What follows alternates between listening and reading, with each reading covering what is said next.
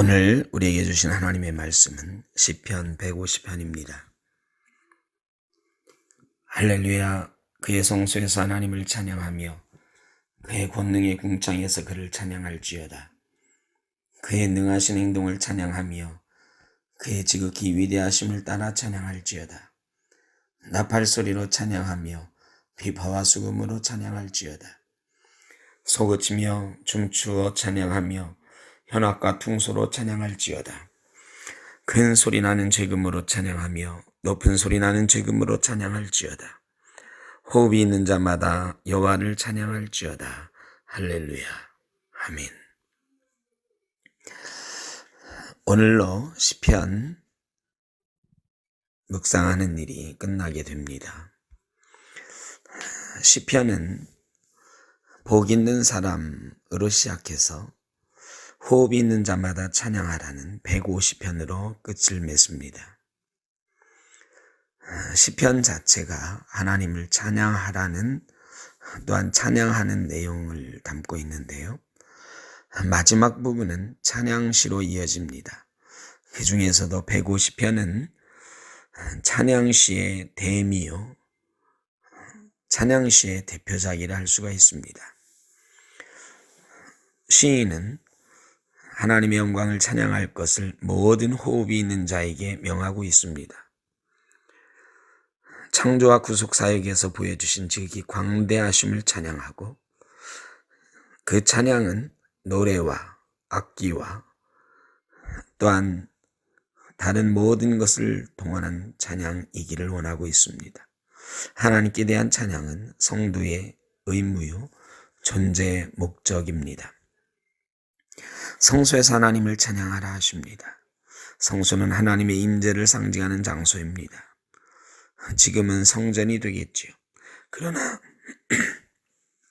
그러나 하나님은 무소부재하심으로 성전에만 계신 분은 아니십니다. 단지 성전은 하나님의 임재를 사람들에게 느끼게 해주고 체험하게 해주는 상징적인 장소일 뿐입니다.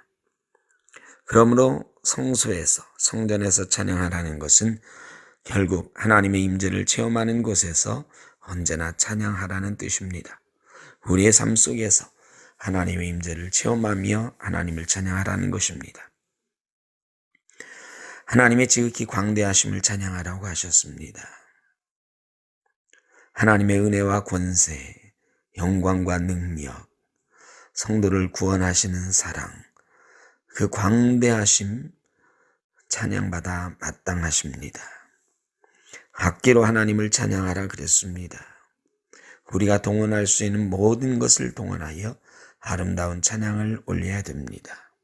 성가대가 찬양 연습을 열심히 하여 또한 여러 가지 악기로 목소리로 찬양하는 것 참으로 귀한 일입니다. 하나님께서 이런 마음이 담겨있는 찬양을 기뻐하십니다. 최선을 다하는 찬양을 좋아하십니다. 기쁨으로 찬양하라 했습니다. 하나님을 찬양할 때 입으로만 하는 것은 의미가 없습니다. 형식적으로 하는 것도 의미가 없습니다. 마음으로 기뻐서 우러나오는 찬양을 드려야 되는 것입니다. 하나님께서는 다윗의 온몸으로 드리는 체면불구한 춤추며 드리는 찬양을 기뻐하셨습니다. 호흡이 있는 자마다 찬양하라 그랬습니다. 창조주에 대한 찬양, 영적인 호흡이 있는 자들의 영의 아버지에 대한 찬양. 실제로 영적 호흡이 있는 자만이 하나님을 찬양할 수가 있습니다. 영적인 호흡이 없는 사람은, 그런 존재는 하나님을 찬양할 수가 없습니다. 우리의 영은 하나님을 닮은 존재요, 하나님의 형상이 있는 존재입니다. 그러므로 우리는 창조주 하나님께 찬양할 의무가 있는 것입니다. 찬양은 예배를 통해서 드리는 것이 많지만 우리의 삶 속에서 드려져야 됩니다. 저와 여러분의 삶 속에서 창조주 하나님, 구원자 하나님을 찬양할 수 있기를 원합니다. 하나님의 은혜로 구속받은 성도의 최대 의무는 하나님을 찬양하는 것이라고 성경은 곳곳에서 증거합니다. 찬양은 하나님을 알지 못하는 자들에 대해서 복음을 전파하는 효과도 있습니다. 성도는 입술로 찬미의 제사를 드리고 삶 속에서 하나님의 뜻대로 행하는 산제사를 드려야 됩니다. 신령과 진정으로 예배하고 우리의 산제사를 하나님 앞에 드리라고 성경은 증언하고 있습니다. 말씀하고 있습니다.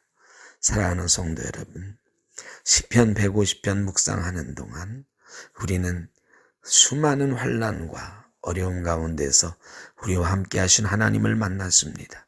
이제 시편을 마치면서 그 하나님께서 우리의 삶 속에 명하시는 신령과 진정으로 찬양하라고 하는, 호흡이 있는 자마다 여호와를 찬양하라고 하는 말씀으로 시편을 마무리합니다.